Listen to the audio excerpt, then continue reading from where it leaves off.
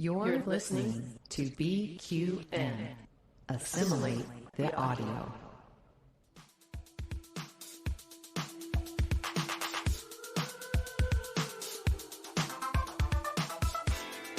Welcome, listeners, to another episode of All Good Things, a Star Trek Universe podcast here on BQN and the Fandom Podcast Network. I am your host, Amy, and with me today are Mark and Kelvin. I'm back and I'm alive! No, I was so sedated last week, guys, and my throat hurts so bad. Allergies and whatever the heck, I don't know, but I am here. I am alive. Kelvin's here. Oh my God, he's looking hot. Woo! Sleeveless shirt. We're ready to go. Mark, have you been on the stimulants? There's no stopping you today. I love it. It's like you're giving double effort this week. Oh my God. Well, Dr. Mbanga has been stimulating me. Oh, of course he has, and we all know how. I'm really, really good today. Do you know what?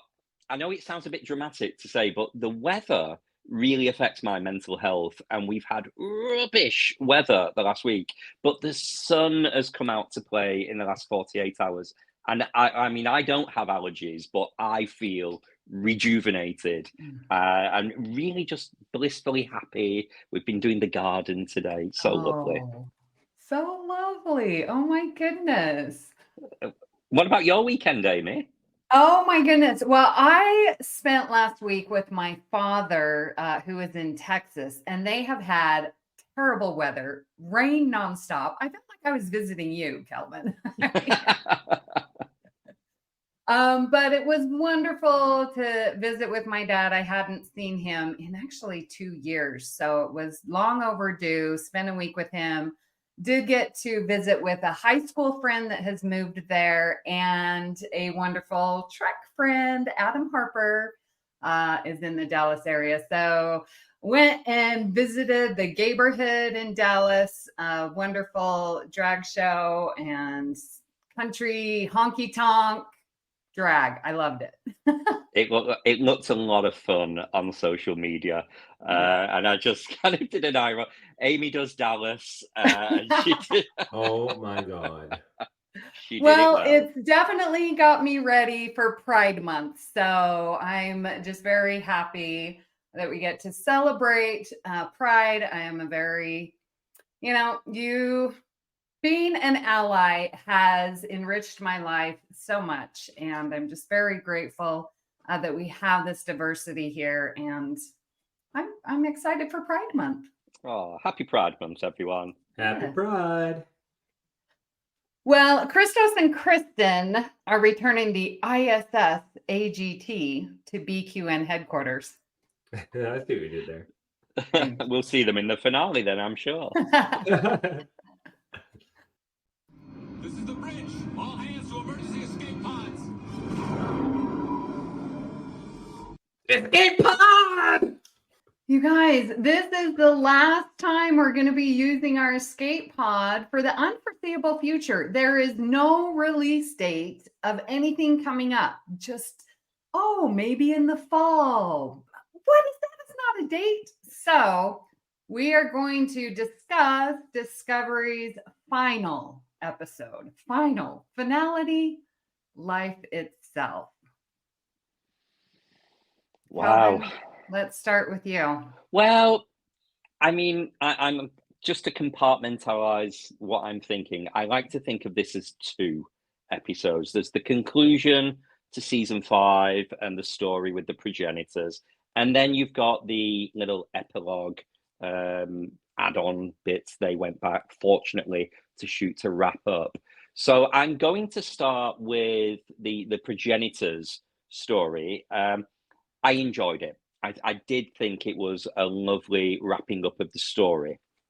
However, I need some help in that I'm usually quite good at understanding everything that's going on in Star Trek. And if I don't, then I'll probably just go back and rewatch, and maybe I was playing on my phone or something.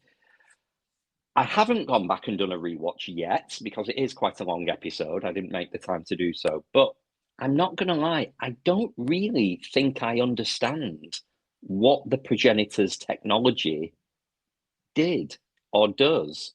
So it couldn't bring Locke back to life, or it could, but it wouldn't be him. Or they create life, but it's individual, it's new. And I'm like, is that not just cloning? What I mean, why is it so powerful? What does it do? Can you help me out?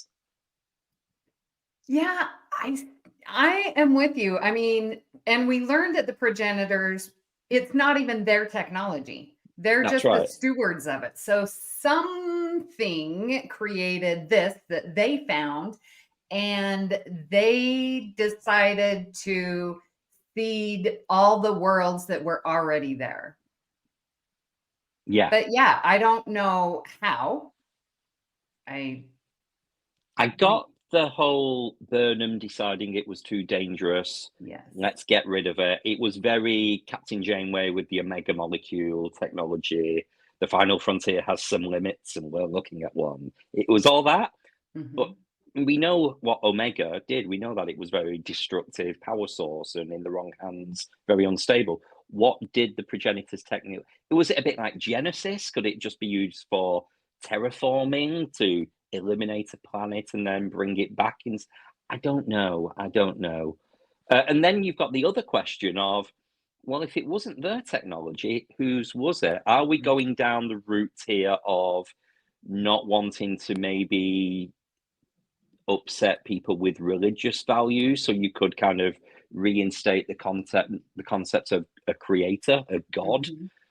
Or are we going a completely sci-fi Star Trek way and say maybe this was the Iconians because they had the gateway technology? Right. We know the Iconians are from thousands and thousands of years ago. So is it a little callback? I don't know. It brought up a lot of questions, but in a good way, because it's got me thinking. We like Star Trek when it gets us thinking. But yeah, I didn't understand the technology. Sorry. What is your understanding of the progenitors' technology? Like, how were they able to seed and create different life? Like, what is it? All right. So the portals obviously is how they seeded everything. They just, I don't know, threw the stuff into the portals and it dropped onto the planet and then blah, blah, blah. So my guess is like stuff is in DNA, or your guess is as good as mine. I've got visions of a farmer and literally throwing seed. Or I've been gardening all day. Or masturbating into the portal. Oh, one or the other. But okay, wherever you want to take it. All right. So there's that. Now, as far as what I didn't understand, and Kelvin, you brought up a good point, is like, okay, so we have the Genesis device. The Genesis device could terraform the planet, but it also brought back Spock. So is that technology more advanced than the progenitors? Because that just didn't seem right. I felt like the progenitors technology should have been able to bring back Locke. It just should have been able to. Yeah. If the thing that the UFP created can bring back Spock, then this surely can as well. I don't know. Yeah, that is a little conflicting because it's from Discovery, it's saying, well, we can bring the body back, but there's no way to restore memories. And we already brought back Culber, and he has his memories. Yeah. So we brought back people in the past, when so it's just a little far. But we can't hear.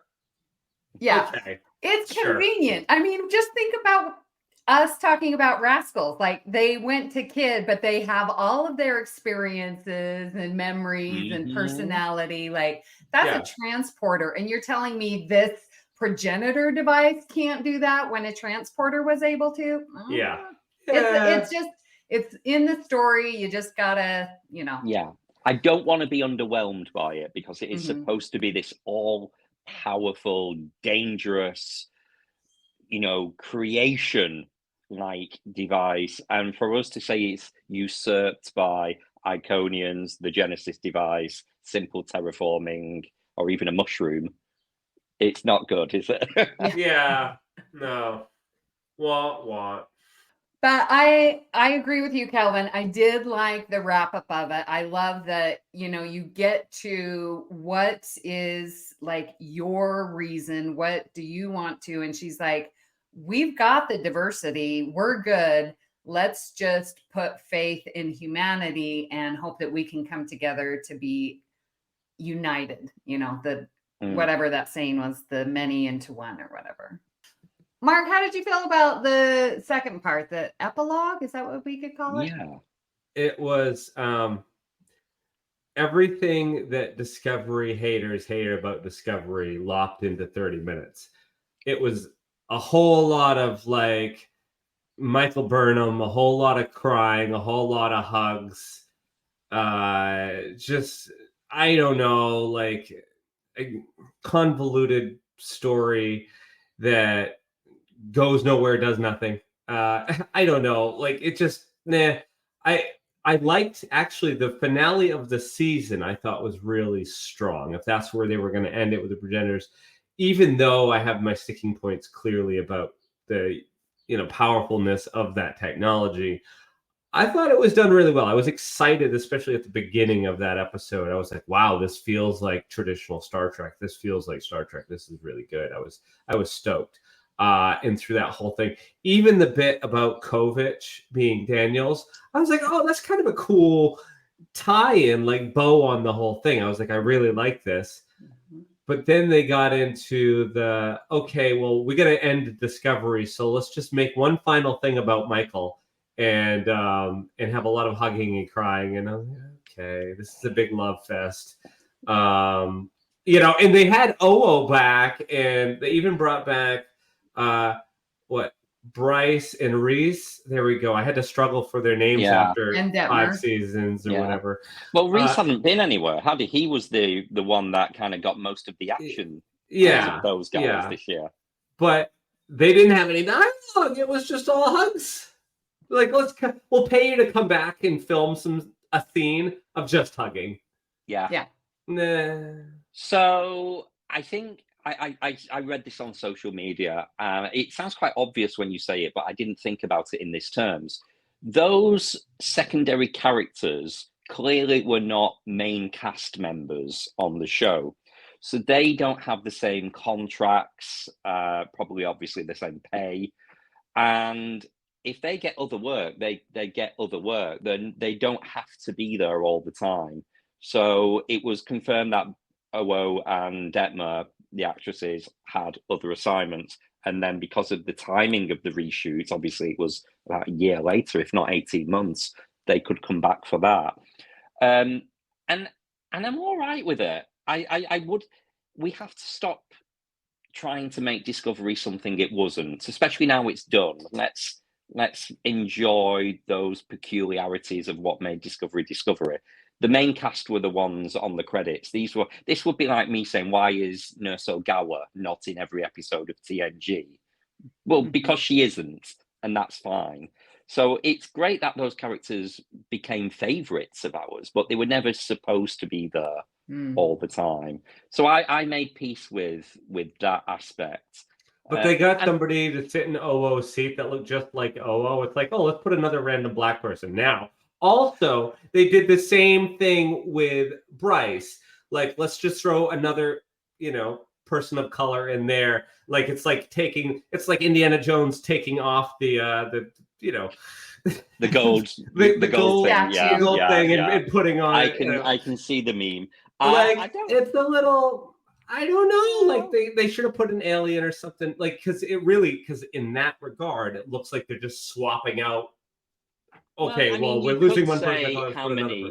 You could say how many blonde helmsmen did the Enterprise D have after Wesley Crusher left in season 4 and season 5 before we got Ensign Gates, who was like the constant throughout season 7.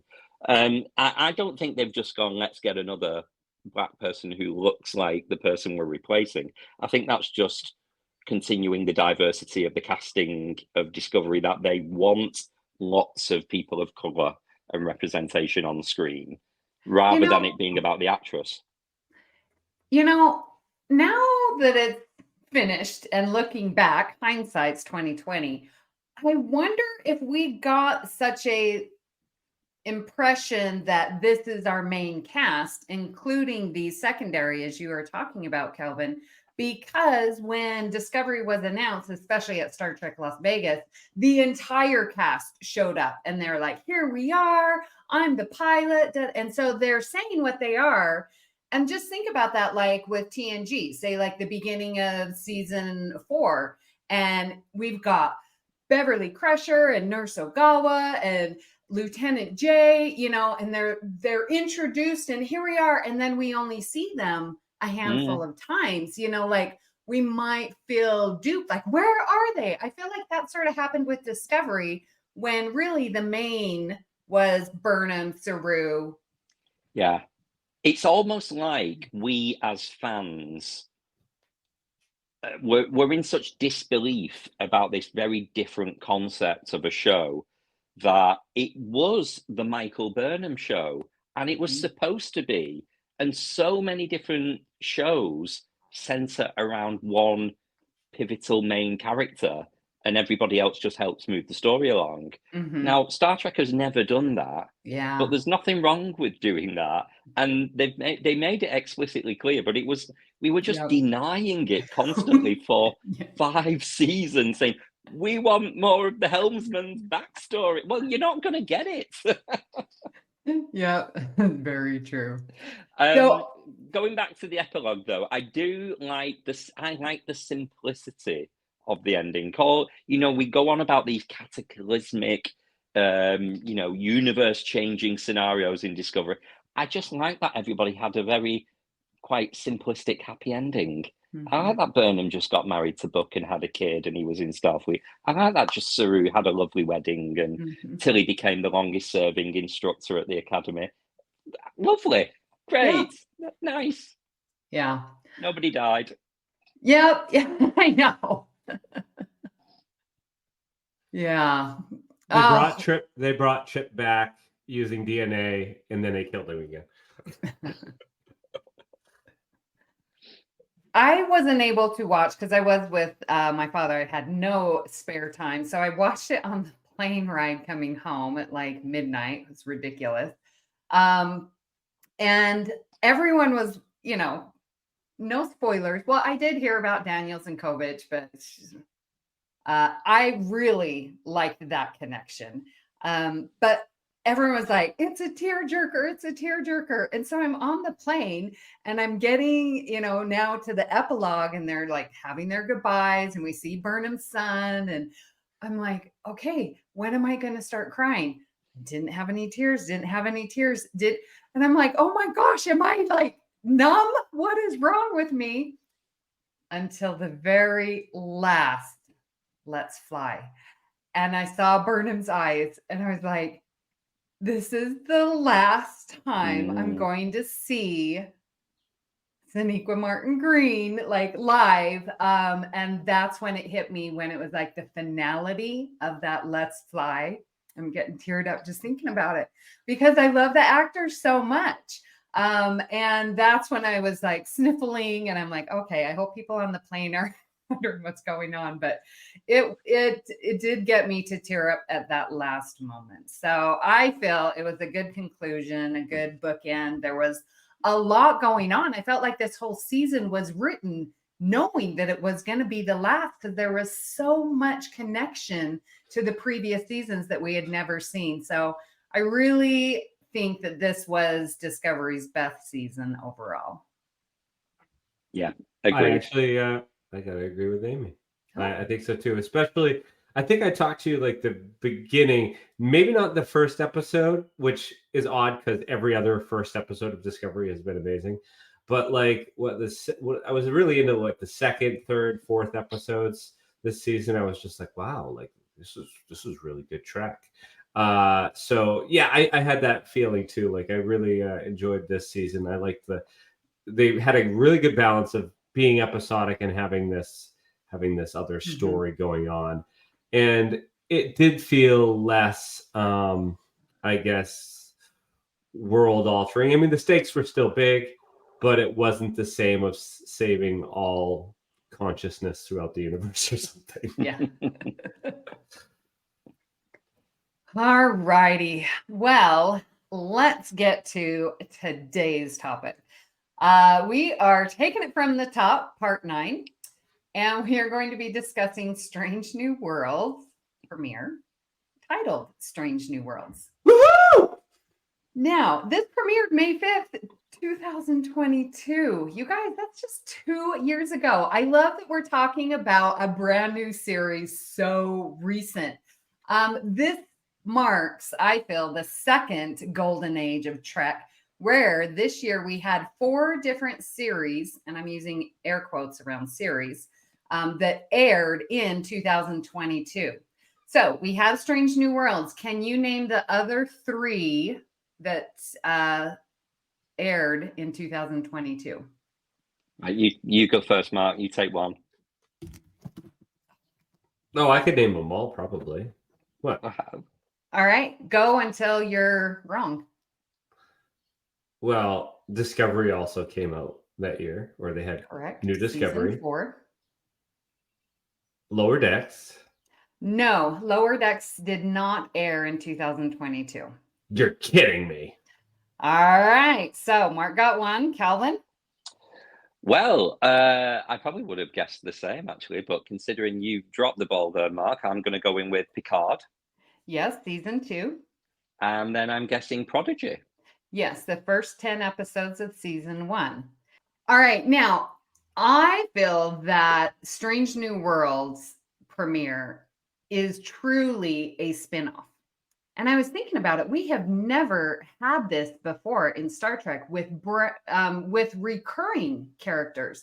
I thought, man, Deep Space Nine came pretty close, but that was only a storyline. Every single person in Deep Space Nine was a brand new character. No. Chief O'Brien. Okay. And then eventually Worf. Yeah, but I figured Worf was much later. So the beginning, and we saw O'Brien at the beginning. Okay, well then I'm wrong.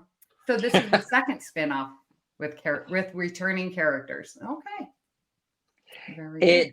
It's I see where you're going, and I will grant it is more of a spin-off, especially if you consider the fan kind of not protests, but the campaign when we wanted Strange New Worlds because we enjoyed Pike and Spock in season 2 of Discovery so much. And this was the huge victory for the fans that we made this show happen. And there was the whole trailers with Anson Mount and Rebecca Romaine and everyone saying, you asked, you got it. Mm-hmm.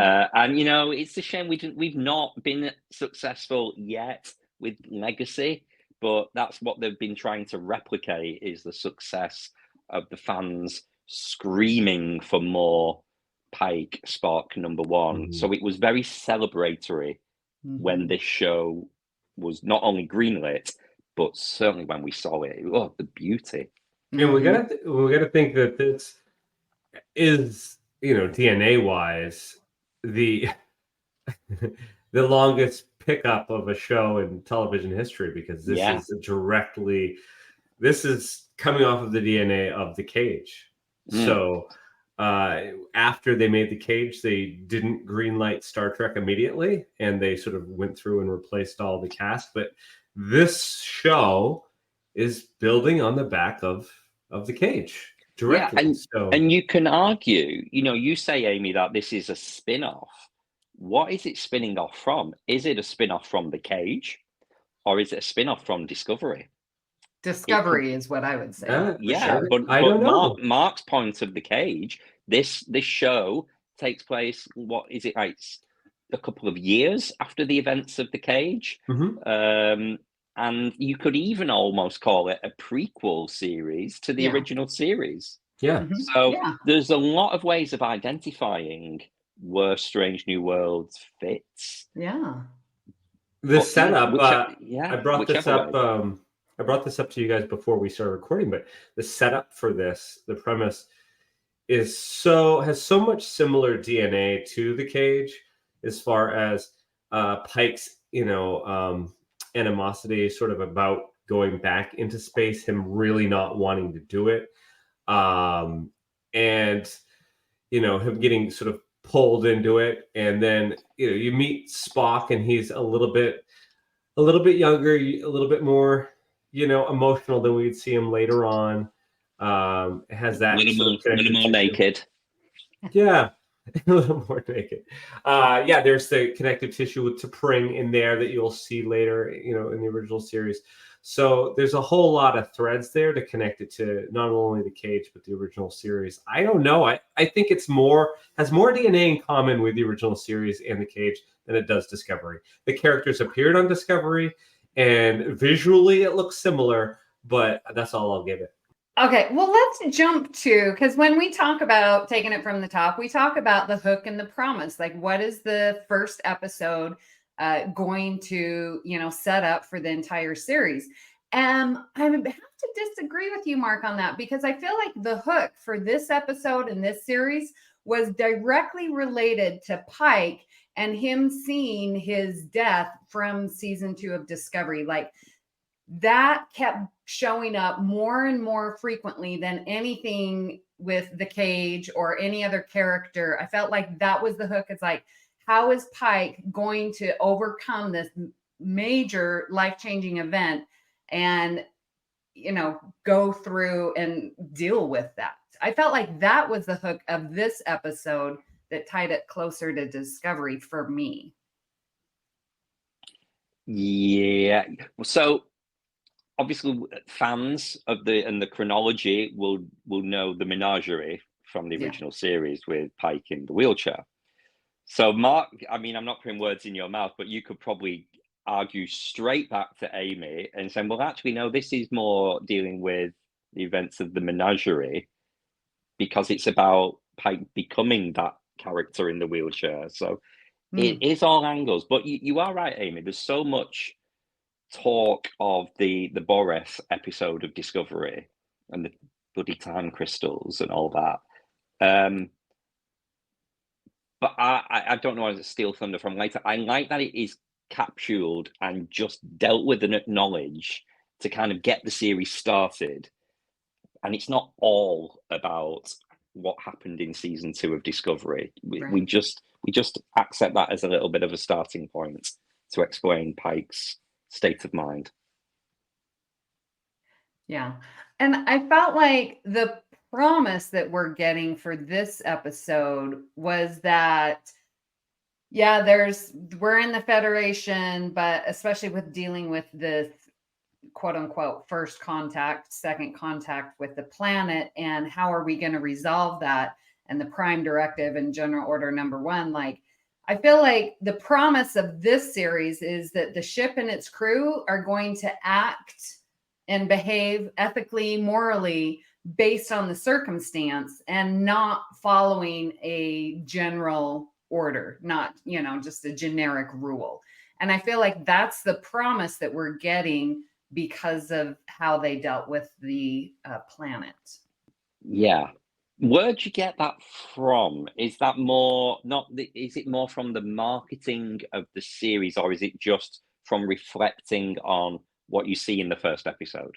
Yeah, this is just what I felt the episode is going, that I'm going to see a common thread in the future. I feel like that's the promise to me. It's that's my thought. I didn't find that anywhere. I think I'm a little more literal in that, because obviously before the show started, there was all the advertisements, the panels, the hype. And so to me, the promise is we are going back to episodic storytelling, which is something that we were all really ready for after Picard, after certainly Discovery.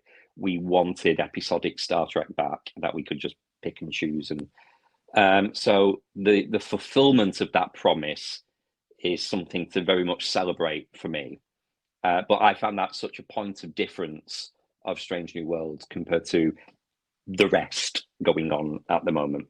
Yeah, definitely. The structure, we definitely returned to episodic. It was definitely a promise of this series for the fans to be more episodic. I think there was still going to be some connective tissue as far as little plot things brought up, but it was the same. It was set up to be sort of similar to Deep Space Nine in that regard, where things that happen early on in Deep Space Nine get revisited later, and there's connective tissue, yes, but you can pop in and out of Deep Space Nine episode, and it's the same kind of thing here, where there is connective tissue. Things that happen in one episode do relate later on down the road to something else, but you don't necessarily have to have watched it. And I think that's, what was exciting for fans again. This is the type of Star Trek that I enjoy personally. I love to just, pop it on like popcorn, just like pick an episode and, oh, that one. And then, oh, I'll go back and watch something from season 1. Okay, blah, blah, blah. But I absolutely love this return and the optimism, because life is a heavy thing, like dealing with bills and taxes and jobs and everything else. So when I throw on Star Trek anyway, I don't want to have to really be heavy thinking or sad or blah, blah, blah. I want to be entertained. I like to be entertained, and I like the oddball things. And here's another return to here. We're going to show you some oddball things. We're going to show you some oddball planets. Some weird stuff's going to happen. Yeah, you'll be scratching your head here and there and thinking, but you never feel like the stakes are going to be so heavy where all of a sudden there might be a Tasha Yar moment and we will never see this person again. Because most of these characters do return in the original series. So, that kind of lowers the stakes there automatically. Oh, that's a really good point. Yeah. Well, so we've talked about the hook and the promise and the structure, and I really think we get a great introduction of all of the characters that we're going to see. I mean, just little tidbits. I mean, because you can't have the whole thing revealed in one episode, but we get these little tidbits of threads that how each one is interconnected and how they know each other. So let's go through. What did we learn just from this episode about our characters? I want to talk about Pike. Go for it. I got to talk about Pike. So listeners, let me know via Cinema Z if you get this reference. It's from a movie. But I was watching this episode, and this is what struck me. This line that doesn't actually exist, but I created. Enterprise was called the Ship of Dreams, and to everyone else it was. But to me, it was a slave ship, bringing me back out into space in chains. So, yes, listeners, that was a little call to the movie Titanic, when Rose was boarding the Titanic at the beginning of the movie. It's the same thing here with Pike. We have, our beautiful ship we're all excited to see, and he's, in the runabout, and this is a classic moment. You have this in Deep Space Nine. You have this in, Enterprise. It's like when you're first meeting the ship for the first time. Even in the movie there, the first in all good things, the motions picture, yeah, and in All Good Things, it's like you have that moment where the captain is visiting the ship via a runabout or what have you, and here's Pike, but he is chagrined. He is looking at the ship and like really kind of upset. He's annoyed that he's headed back out into space, and it's very similar vibes to me. I talked to you guys about this. Of going back to the cage, because here he is not wanting to go back out into space there, and here he's not wanting to go back to space here. He's really hesitant and bothered that he got dragged by Admiral April, who I might add was amazing in this episode. Just saying. But yeah, it was a really cool way to set up the show. We don't see that a lot. I think maybe Cisco would be the closest, because Cisco also did not really want to be there. He after the loss of his wife, so it had similar threads. There's a lot of similarities, I would say, oddly enough, to Deep Space Nine with this.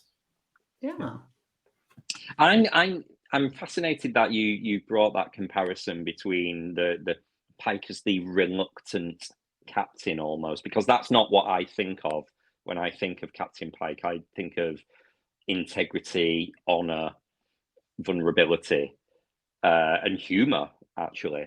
If he was this quite sulky, sullen captain who, and it was all about the foreboding of the accident in every episode. I don't think I'd have loved him as much as I do, handsome specimen that he is. But we are just talking about this one episode. Yeah, so we get past it really quickly, which is great. But it does feel cool.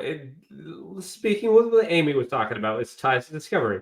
It's an acknowledgement, and it shows that this is not something that is easily for him to let go of.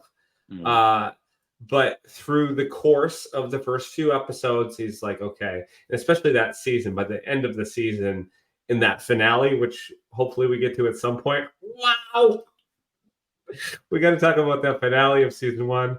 But yes, he's definitely at that point ready to start a new journey with letting go of the past or the future in this regard.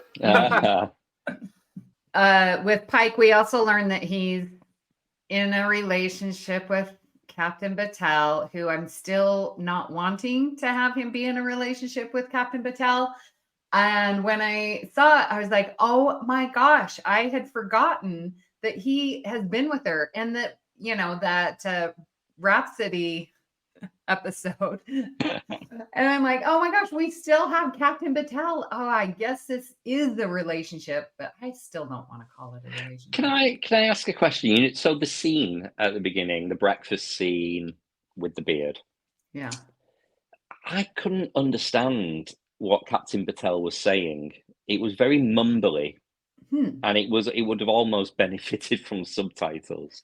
And I don't know if that was just accent or a director's choice, but it didn't seem to have the pronunciation and enunciation as well of deliver your lines in a way that we can hear them. She did it on her mouthful. Yeah. of cereal, ladies and gentlemen, of cereal. Oh, Mark. Maybe she was just today. Maybe she was just so relaxed from having such a great night's sleep. Right? Yes. Yeah. But yeah, it took me out. I was like, who is this? At the time, obviously we know her very well now, but at the time I was like, who is this young girl? I was very surprised to find out she was a captain, first of all. I was like, who is she? Do I like her? Is she going to be important? And what is she bloody saying? Come on. It's like, well, don't you think she's, to the screen. She's similar age to how old Shelby was, right? I guess so. TNG. Well, I loved learning Spock's engagement to T'Pring. I'm such a huge T'Pring and Spock shipper. I know they don't end up together, but I want them to so bad. I just love T'Pring. So we learned that in this episode. We also get, because again, Spock was in Discovery, and we kind of understand by this point what Ethan Peck is bringing to Spock. But strictly speaking, from what do we learn in this episode? We learn Spock is funny. And that continues throughout Strange New Worlds, even to now. But for Spock to be this almost comedy character, and that kind of coupled with T'Pring as well, because they are such a great double act. Some of the deadpan one-liners, even, Captain, where are my pants? When they're in the alien disguises, just hilarious. And just going back to what we were saying about the hook and the promise and the tone of the show, I was thrilled when it was, oh my God, Strange New Worlds is going to be funny. It's so much fun. And I don't think that was set up or promised, and we didn't realize it until it was delivered. And it was delivered primarily through Spock in this episode. So it just gave me more of a reason to adore. And I don't know, I feel a little guilty for sometimes admitting this, but Ethan Peck is my favorite Spock. Yeah. Sometimes you feel like a bolt of lightning will hit you if you don't say Leonard Nimoy is your favorite. But Ethan Peck is brilliant.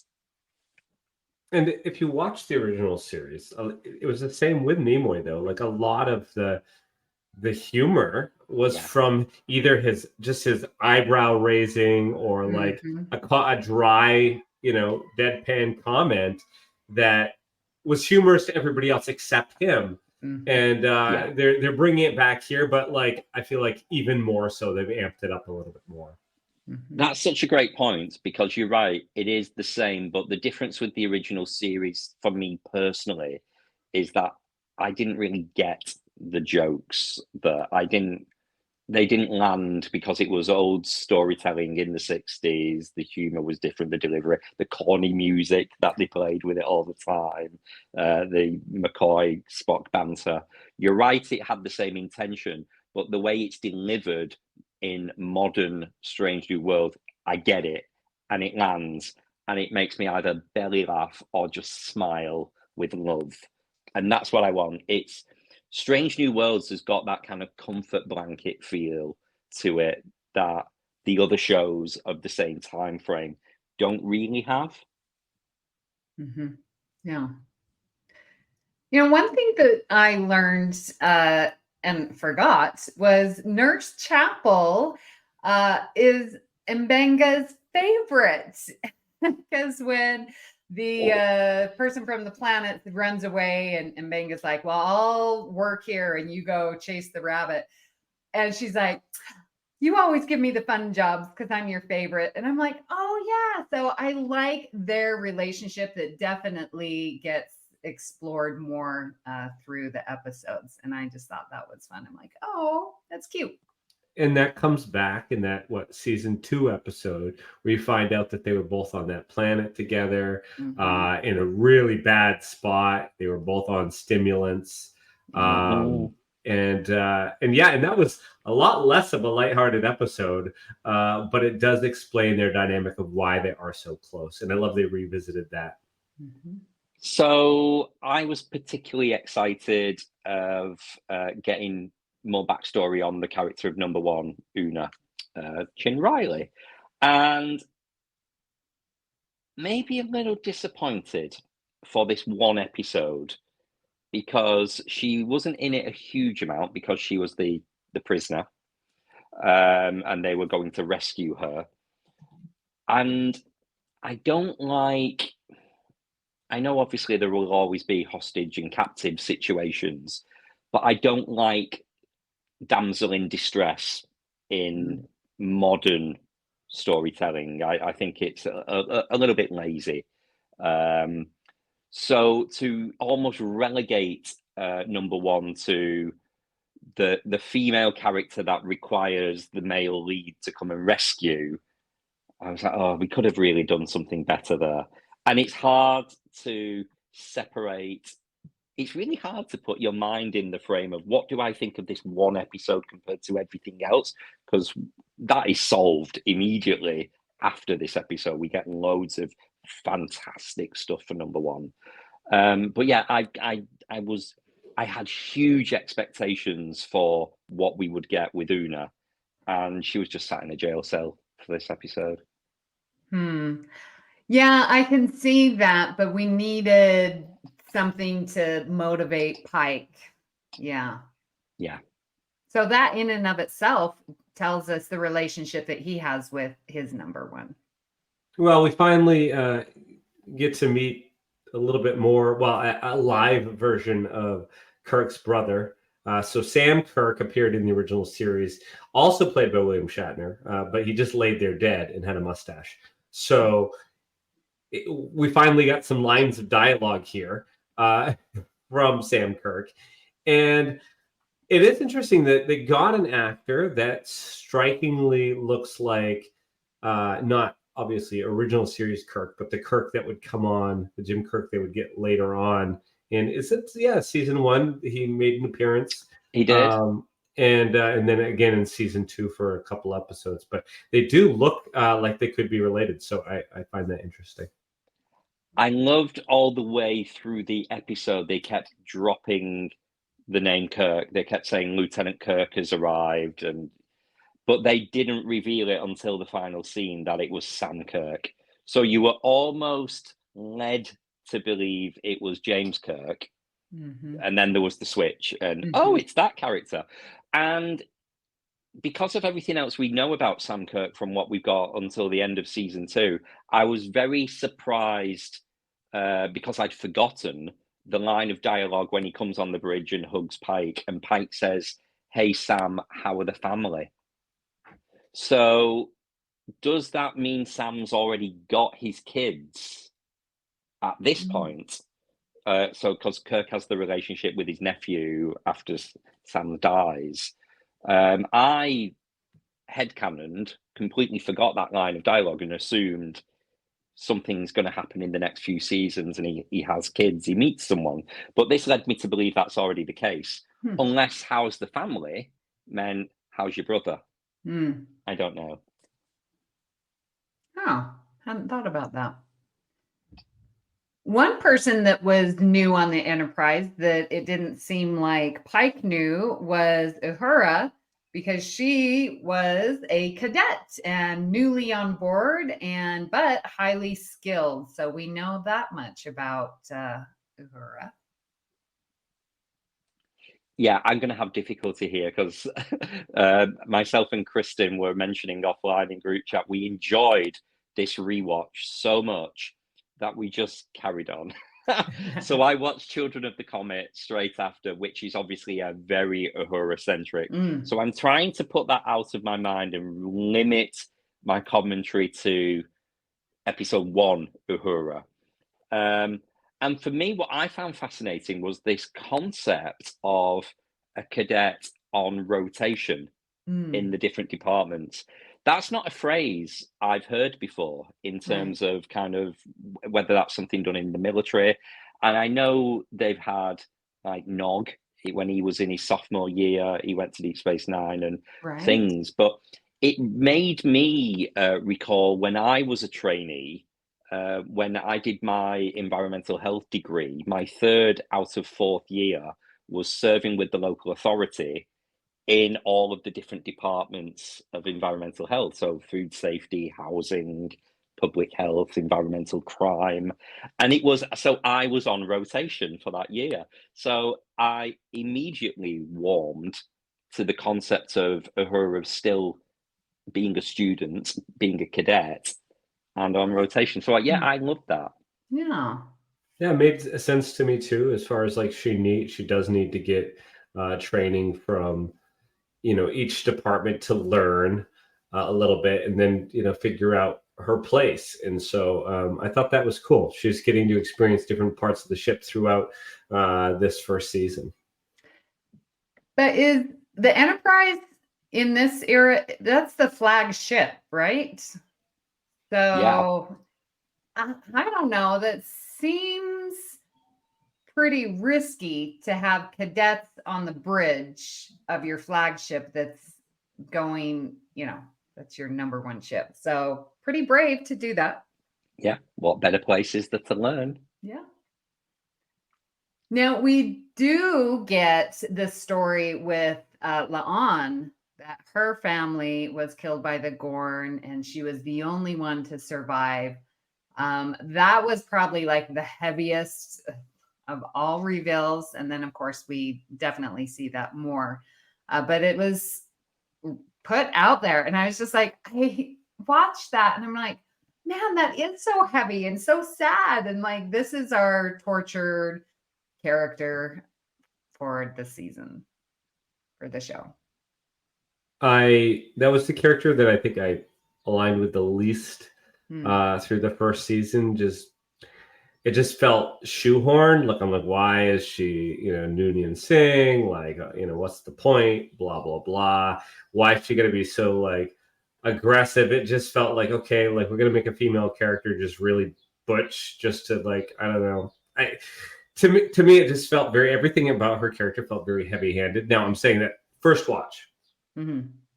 By the time we get to season 2, and she's had some storylines at that point, and you've seen her interactions with the other characters, and they start fleshing out her backstory and stuff, then it all kind of makes sense, right? And so now, like, I really like her, and she's got some really fun moments, sprinkled in there, and so I definitely, she grew on me. But I would say, just talk about the first episode. Talking about all characters' first episode, I think I aligned with her the least. I actually like Chief Kyle more because he also was a callback to the original series. And so the original series, they had Chief Kyle in the transporter room, and here he's back. So I thought that was really cool. Okay, so I'm not skipping over La'an yet because I have some opinions here too. La'an is my favorite character in Strange New Worlds, and she got so much more to do in season 2 with the whole vulnerability side and the the romance, if you like, with Kirk, and the comedy that they played around that as well. But going back to the first episode, I was very surprised how, and it's almost the opposite of Una, how much La'an had to do in this episode on the away mission, on the bridge, the concept of being the temporary number 1 in Una's absence. So winding back my perception to what did I think of La'an when I first saw her, not this character that I now love, I think I was fascinated because of Chrissy Chong's delivery of her. I didn't really know her as an actress. She just appeared in a music video for one of the Spice Girls back in the day. And I thought, I want to know more about this character. She is very strong. There's a lot going on. What's with this whole name? What's it going to mean of Noonien? Not Noonien Soong, Noonien Singh. Let's get that right. We all do that. But yeah, she became my favorite character. Nice. Now, what did we learn about Ortega? She's the pilot. She flies the ship. It's a very, very loaded question, Abel. Like, do you know what? I feel like we didn't learn anything. What's her connection? I'm sad. So, joking aside, you could argue that we got all we needed. Well, you got all we were given for Ortegas in this episode, and it was not expanded on anymore for the rest of the 2 years. We still have not had the Erica Ortegas episode. Right. We were promised that there would be one in season 2. And I think they made us believe that Among the Lotus Eaters was going to be her episode, but it really wasn't. It was just, you're not coming on the away team. Oh, I'm not happy about that. That was it. She was the lead of the B plot for that episode. Yeah. And I think that's a shame. It's out there in all of social media and a lot of different commentary that she's been done dirty, but I can't help but feel maybe some things were pared back a little bit because she just lost her husband at the time in real life. So maybe there were some rewrites because she did struggle in a lot of the filming with her grief. So maybe there were some character changes to afford her the ability to continue working while she wasn't in the best of health, let's face it. But yeah, we still forget about episode 1. We still don't know a huge amount about Ortegas. And even if you think of those old scientists, when Boimler walks on the bridge and he goes, "Oh, you're a war hero," we still don't know what that's about. Is it the Klingon War? Is it something yet to come? Is it going to, because this is a character we've never seen before, you never hear of her again. What's going to happen? So it's more that fascination of the people we don't know through the original series, like La'an, like Ortegas. That's the really exciting thing about Strange New Worlds, because do they make it? Are these are the characters with peril? They could go on an away mission and die. So yeah, there's a lot to get excited about. And well, Una too, because that is it. Like after Strange New Worlds, we in Star Trek canon, we don't know what's her future does actually hold. So yeah, she ends on a poster. She ends up on a poster. All right. Well, how was this episode received? I think we talked a little bit up front where, this was a fan creation. So it was very well received. I really don't know of any other series that has started with so much love. No, and Isn't it was it? refreshing to see because we've had so much hate for, okay, this isn't Star Trek with like Picard. This isn't Star Trek with Discovery. Like, we kept hearing that, but then Strange New Worlds came up and like, finally they made Star Trek. And admittedly, I was one of those people, but I do like the other shows. I'm on this podcast for a reason. I enjoy the other shows, but there was a big part of me that was like, yes, oh, thank God, they finally made Star Trek again. It's really interesting that we've just been talking about the very end of Discovery and we're talking about the start of Strange New Worlds. It's quite poetic. And I've sometimes wrestled with this a little bit about am I almost like a secret Discovery hater? Like, I don't want to tell people I don't like it in case I get called a new Trek hater or something. And I have to say to myself, you're allowed to have a favorite and a least favorite. And it just so happens that Strange New Worlds is my favorite of all of the new Star Trek that we've got in this second golden age, and rightly so. And Discovery I still watch it, enjoy it, and have a love affair with it, but it doesn't rank as high as Strange New Worlds and Lower Decks and maybe even Prodigy. So it's allowed to be my least favorite, but still love it. I just find that interesting. So, yeah, does anybody know? Do you remember anyone having bad things to say about Strange New Worlds? I No. can't recall anything. Yeah. All I saw, again, I brought this up, all I saw online were comments from people that had been hating on the other shows coming out to say finally they made Star Trek again. So the people that refer to it as like JJ Trek or what have you, this is part of that. This is the same DNA. These are the same people that brought you Discovery and stuff. But yes, this is definitely has a lot more in common with the Trek that came before. What we also didn't have were people coming for Celia Rose Gooding and Ethan Peck saying, that's not Spock and Uhura, it discredits Nichelle Nichols.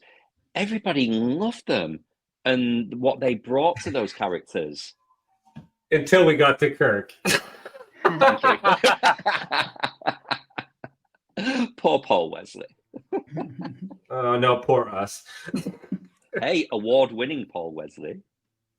For this? Yeah, he won, was it a Saturn Award for the best guest character on a show? Christ. And it was his portrayal of Kirk. And I thought that was really ironic that he got a lot of hate for the way he portrays Kirk, and he was the only actor in the series who won the award. So interesting.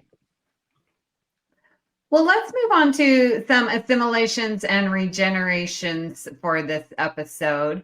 One thing I really liked when they were talking to the planet's leaders and like, listen, you got to figure your shit out because we've seen this before. And so it sort of brought together all these wars that we had heard of separately in different series, like, oh, there was a second Civil War. Oh, the eugenics war. Oh, we've heard of this World War III that connected. And now we're saying that they were just sort of leading up to, and they're sort of all together. They're not individual events. And I like that continuity of bringing in those wars that we had heard of in previous series. Yeah, and I didn't get that at the time. When I saw Pike delivering that speech with the visuals, I still saw them all as separate events. You know what I'm like with canon and connect it. The eugenics wars were in the 90s. World War III is 10 years before First Contact. It's 2050. That's when it happens. And then when you get tomorrow and tomorrow and tomorrow saying time has changed and eugenics wars is just another name for World War III. And then going back and rewatching this episode and Pike's delivery, it's like, brilliant. I've made peace with it. I love it. And I even love, sorry if this is a little sensitive to say to an American audience, that this actually all stems from an American Civil War. Ooh, it's quite triggering, isn't it? Which could have started with January 6th insurrection. It could start with Trump winning the White House again from his jail cell. Mm-hmm. Yeah. It's very scary. Believable. I mean, it is very scary. Yeah. Mm. Well, all right, what else are we going to assimilate? I want to assimilate the opening because we didn't know. We were all wondering before the lead up to the show, are they going to do it? Are they going to do it? And they did it. Was these are the voyages of the starship. And reading those lines at the start, because this would have been because actually they don't do it with Enterprise. They do so.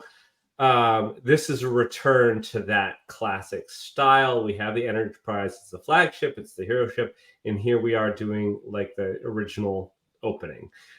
So they got to do that, plus the music that was very reminiscent of the original series music, but like a play on it. So you can believe that it has similar DNA, and it already sets you up for what you're about to watch, where, okay, this might not be the original series, but this is connective tissue with it, right up with the music, right up with the opening, these are the voyages of Starship Enterprise, that whole thing. So I love the whole opening. I still watch it. I don't skip it. I watch it. I love the do, and they're showing the planets and it's flying around. I'm like, yay, I get all excited.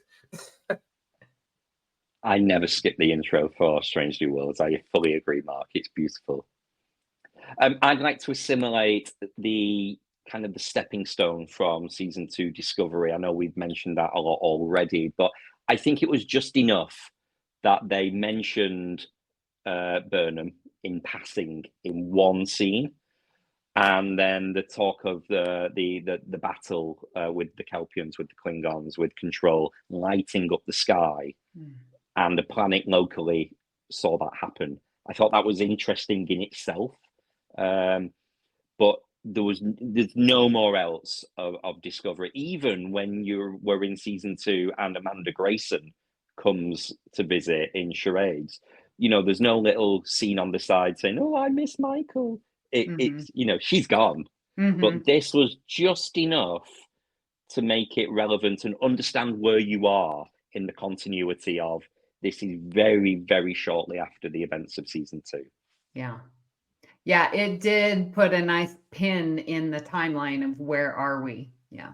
Well, I think I brought this up earlier, but the guy they got to play Admiral April, yes, in the cartoon, technically they painted him as a white character. Who cares? Who cares? This actor they got was he brought some gravitas to it, a little bit of swagger. He was believable as, the predecessor to Pike. That you could believe that he originally held the position of captain of that Enterprise. And I love that we get to keep seeing him back. It was like, with TNG, there were, a rotating roster of admirals, yes, but we did see familiar faces, here and there would pop in and out throughout the course of the series. And here we have April doing that part for Strange New Worlds. And this is almost like the Admiral Forrest on Enterprise, isn't it? It's the regular Admiral that we know. Yeah. And I liked that small tie-in that he had to get clearance as to what happened with Discovery. It's like he had to be read in. And so you're like, okay, yep, there's still the wall of we're not going to talk about where Discovery went. Hey, I guess maybe the April recast might have been that piece of negativity that we were just searching for earlier, because there was some hate online that they'd recast a black guy to play April, and everyone's like, he's a white man. It's like, well, no, he's not. So it's a diversity recast, and all for the better. But you could argue this is what happened with Chief Kyle as well. He was a white guy in the original series, and now he's Asian. If it's meant to be the same person, which I'm guessing it is. But that is just the right and proper thing to do to introduce more people so that they can see themselves in these characters.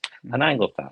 I think the guy that voiced April for the cartoon came forward as saying that he thought it was a fantastic choice of actor to play him. It was either the actor that voiced him or it was one of the cartoonists or somebody that drew him. Somebody like that. I thought it was James Doohan who did the voice for April in that episode of the original animated series. Maybe it was one of the artists that created him or something for the cartoon. But I thought that was nice. Cool. All right. So for regenerations, this one just was glaring at me. And all the theories do it except one. And I give kudos to Enterprise. But let's talk about the captain's quarters. Humongous, huge island, all this space, a bay of couches lining the room underneath the windows. This room is so humongous. I'm like, this does not make sense. This doesn't fit in to what I believe Star Trek is when you're talking about equality. Like, I get that the captain's quarters are beautiful, but it's not fair. You're giving favoritism based off of rank. Like, that's not cool. Think about Enterprise. Captain Archer's quarters were small. That's how it should be. I mean, probably a little bit larger than the other crews, but it doesn't logically make sense. He doesn't need that much space. And it's not fair and equitable. And we're giving Amy. So in my head, like you think about Janeway Voyager. Like when Voyager launched, she had her own whole dining room with a kitchen, a galley kitchen, all this stuff. You're right. So in my mind, they have Pike having this large space because the intention is that as captain, he's going to be hosting all of these ambassadors, all of these dignitaries from foreign planets, and he has the space to do so within his quarters, inviting in his them bedroom. In. Why not? No, that's why you have a conference room. The bedroom where the captain sleeps is not, in my opinion, we don't need this classism within Star Trek. I famously at work used to always invite my team to my old apartment when we used to have our works Christmas party. So it was almost like a pre-party. It was come to my house, have some drinks. It wasn't the house you know, Amy, that I live now. It was my old apartment because it had this great roof terrace and a bar. But I would love to invite my team to my home to celebrate them. So I don't see that as being inappropriate or a problem. Okay. Maybe I'm a little bit more fickle because I didn't look at it as in this class system. I just love the beauty of that set. Oh my God, when can I move in? I love it. A fireplace? I mean, come on now. I didn't quite agree with the health and safety of having an open fire in there. That got me. That took me into the real world. But the aesthetic, the finish, it was almost like, when you go into IKEA and you see all the rooms made up and you're like, can I just take this entire room and transplant it to my house? That's what I want with a lot of Strange New Worlds aesthetic on the quarters. Talk about ship porn. Oh my God. All right. What other regenerations? I don't like that we lost Lieutenant Amin, who we were introduced to at the end of Discovery. She was the original navigator and was in a lot of the story when it was on the Enterprise. So you had number one sat at the helm like she did in the Cage, and then who becomes Mitchell, I guess, in Strange New Worlds, sat next to Ortegas, was originally another gold uniform lady, Lieutenant Amin. And she was also in Short Treks. She was the character that rescued number one and Spock from the turbo lift when they were stuck in the... Right. Yeah. So, and she used to post a lot on Twitter and, she was really happy about it. So I was really sad that for whatever reason, still unknown, she didn't make it into Strange New Worlds. I think it's a little bit of a continuity sort of, we know we've established already that Pike is from the desert. Isn't he from New Mexico or something? originally? Mojave. Mojave, yeah. Mojave. And so why, when we're first introduced to him, I get probably they save money for shooting in Canada in the winter, but like, I don't know. I was like just dumbfounded because all the promo posters showed him riding his horse across the frontier, across the desert, like with the sun setting, over Mojave. And we never got to see it. We didn't see it season 1. We didn't see it season 2. There's been no desert. And supposedly this is where he's from. When he fantasized with what's her bucket in the cave Vina. on Talos, with Vina. It's like his fantasy was being back in Mojave, like in the desert with his horses and Suriname a lot. But we don't see any of that. So if I was to regenerate anything about this episode, it's like, come on, you could have used even the big wall or something and created a desert, done whatever you needed to do. But Pike, he's from the desert. That's where his house is. I don't know what this Montana crap is about. Maybe, to me, I also regenerated the beard, looking scruffy. Get rid, disgusting, not good. But to me, that it was quite symbolic. This is a personification or representation of his state of mind. So, he's in the winter of his turmoil, and it's the conditions and the environment that he's in the log cabin in the winter is supposed to be unhappy, cold, removed from what. So I think if he was in a homely, familiar desert area, you wouldn't have had the drama that you got from where we start with him now. I love that. He was in the winter of his struggle. Yeah, like that. Any other regenerations? Chapel, genome, tinkering with DNA. Where's the line in Star Trek that you're now illegal, you're now Una and Dr. Bashir because you're genetically modified, versus Chapel's injected you with something that's changed your DNA to have surface level, skin deep alterations? Why is that allowed? And then something medical, let's go to Picard to save fads. Oh, actually, no, that was the positronic ban, wasn't it? But if there was a medical intervention that required genetic modification, you're not allowed to do that because it's illegal. It's a blurred line, and I feel that was Star Trek trying to update the science on the covert away teams rather than saying this is prosthetics, which we were led to believe in the past.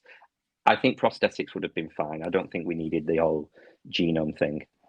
I agree with you. And I, saw that you put that comment in. I'm like, that is a great comment. But then as you're asking the question, I'm wondering if the line is temporary versus permanent. Permanent, maybe.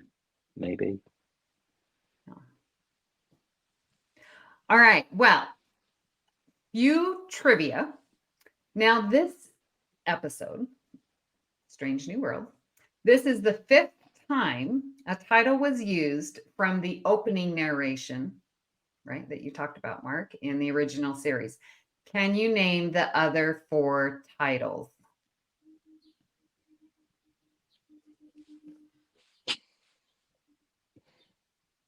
All right, Kelvin, you want to go for it? Well, there's the trick answer, because we've got Where No Man Has Gone Before.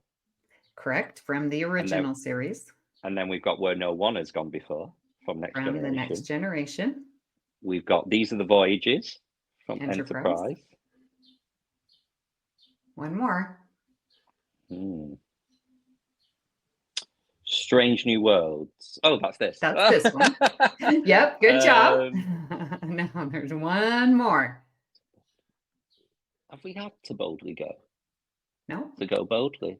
No. Ooh, Amy, you've got me. Mark, any guesses? Record the time and date. I don't know the answer. Well, I'll give you a hint. It's not an episode. Oh, it's a movie. Yes. The least favorite. The Final Frontier. There you go. Star Trek Well done. 5. I love that. I love that. Yay for trivia. All right, what else? So this is just trivia I just pulled from my memory from reading trivia a while back. I don't know. I can't source it somewhere, but I do remember this being a little bit of trivia. The TV in the corner of Pike's log cabin is a nod to the TV in the corner of Pike's quarters in the original series Enterprise. During the Cage, he did have he had a bar cart there and a little like 50s television for some reason. I don't know. Anyway. Very nice. I don't know if it's trivia or whether it's just something I should have maybe put in assimilations, but I did like that they referred to communicators as the phone. Yeah. Oh, I love that. When she kept saying the phone's ringing. Yep. They'll call back. Don't worry about it. I wish they wouldn't call back. All right. Well, guys, let's get to our final thoughts. I've done some major research. We've had a hot mess with these numbering systems of taking it from the top. And we have 2 more series to cover in this series. And that's going to be Prodigies, Lost and Found. And we have just skipped right over the animated series Beyond the Farthest Star. So we need to get going on those. So we have 2 more episodes. And then this series will be slotted to close. Very excited. So previously covered, I want to know who did it better. The Cage, where no man has gone before, and we covered both of those. Encounter at Farpoint, Emissary, Caretaker, Broken Bow, Vulcan Hello, Battle of the Binary Stars, which we covered together, Second Contact, which we actually covered twice, and Picard's Remembrance. So final thoughts, how did this episode do to launch a new series, and who did it better? Kelvin, let's start with you. Well, first of all, there's nothing worse than a Messi taking it from the top. Should have douched. Right. I'm going to go for it and say this is the best. Ooh! I know, controversial. There was so many strong pilots. Emissary is a great pilot episode. I watch it so much. But this, even by the end of episode 1, I felt I knew everyone. I know the direction of the show. I'm desperate for more. It's everything we waited for. I think it's the strongest pilot. All righty, Mark. Oh, well, I can't really argue with that. There's some close calls. I think that at the time, I'm putting myself like as a teenager when I watched Voyager for the first time, The Caretaker. I was like, oh wow, they're stuck over there in another quadrant. This is going to be an interesting show. And so for me, there was that hook there that was exciting. Enterprise, when you see the Klingon running through the cornfield, and you're like, oh, what is happening here? And it sets up this whole like, okay, they're going to go exploring in space for the first time, and the ships are different and whatever. That had a really good hook as well. But as far as like gauging the excitement, probably this one, as far as, we have this first episode, and how excited are you for the next and the next and the next? I was just ready and hungry, and give me all the episodes. Yeah. What about you, Amy? Definitely it can't be Discovery, because we didn't even meet the whole crew. Again, Picard, it didn't give us what it was going to be, I feel. I agree with you, Mark, that Broken Bow and Caretaker, those hooks were really strong, and you were just so curious. I, of course, love Encounter at Farpoint, and feel like they set that premiere set up everything. It had a good story. It gave us the cue, like, And then, of course, it's my favorite. So that one's up there. But I would like to comment on Lower Decks because I feel that was a very, very good first premiere episode. We got to know the characters. It's this California ship. We understand what their job is in relation to Starfleet. But the humor for me wasn't good for me personally, because I'm not a funny person. So like it's off with that. But I feel like as a premiere, Lower Decks did it right. But what I enjoy is this Strange New World. Ooh, it's weird. You feel almost guilty, don't you, for not discrediting everything that came before because we love it so much. But it's like what I said earlier, we are allowed to have a favorite. Yes, we are. What shows are on BQN, you ask? Well, here's a rundown of some podcasts you might be interested in. All Good Things, a Star Trek Universe podcast covering all of Trek, hosted by Amy, Mark, Christos, Kelvin, and Kristin. Whether you've got Xbox or Nintendo, check out Bargain Bin Gamer, a YouTube show hosted by Davey, a self-proclaimed gamer who specializes in reviewing and showcasing affordable video games. 2 episodes enter the arena, 1 comes out victorious. Join hosts Joe and Kevin and a guest as they debate which should win the Batleth battle. Grab your popcorn as you listen to Cinema Z, a film discussion and review podcast showcasing films you probably missed but should definitely check out. Hosted by Mark and Matt. Don your apron for The Food Replicator, where Matthew eats and drinks his way through the Star Trek cocktail and 3 cookbooks. Beam Aboard Galaxy Class, a Star Trek Next Generation podcast covering all of TNG, hosted by Steven. In order to not repeat it, listen to History with the Szilagys, a snippet of historical events from around the world, hosted by Chrissy and Jason. For the newest Trek coverage, check out Infinite Diversity, hosted by Chrissy and Thad. Curl up with a good book and delve into Beta Canon with Peter, host of the online Trek Book Club on Twitter, and his new companion, Trek Book Club podcast. Test your Trek knowledge with Trexperts Quiz, a Star Trek quiz show hosted and written by Davey. Whether you're a member of Starfleet Federation or Planetary Union, go check out Union Federation, covering current Star Trek and the Orville, which we all know is really a Trek show, hosted by Kyle, Kevin, Amy, and Haley. Head over to YouTube and watch The View Screen live on Sundays, your Trek-inspired talk show hosted by Kelvin and Amy, with Season 2 starting in September for a 10-week run.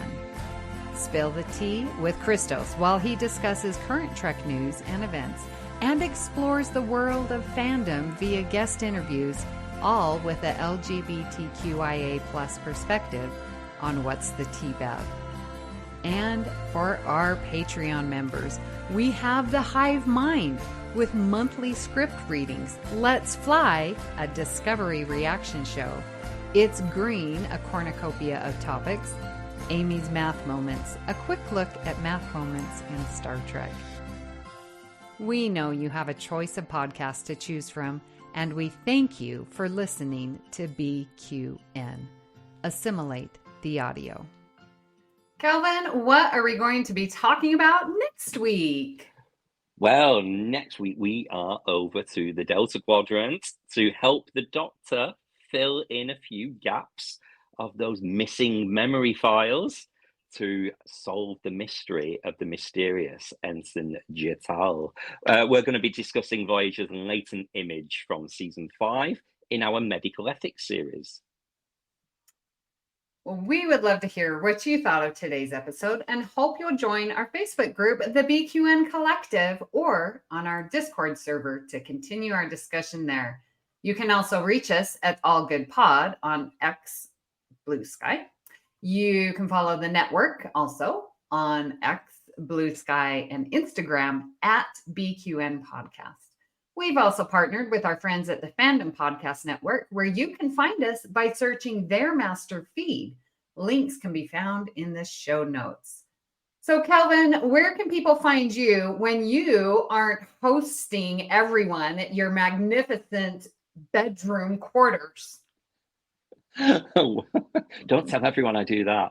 When I'm not doing that, you can find me in the BQN Collective on Facebook. You can find me over on our Discord server, or you can find me directly on the socials at Kelvin's Timeline. And Mark, where can people find you when you're not being moody in the snow with a massive beard called Captain Battelle? Oh my lord. I live in New England, so that's me every winter. When I'm not doing that, you can find me in the BQN Collective Facebook group. It's pretty awesome. You guys should join if you haven't already. Also, you can find me on Cinema Z, a podcast I host with my friend Matt Jennings, where we discuss all the films that you probably missed but should definitely check out. And Amy, where can people find you when you are not being all of our favorite nurse and chasing around an alien across the Enterprise? All right. Well, at least I'm not your favorite beard. Well, you can find me here on the network, where I am co-hosting Union Federation, and I am in our Facebook group, BQN Collective.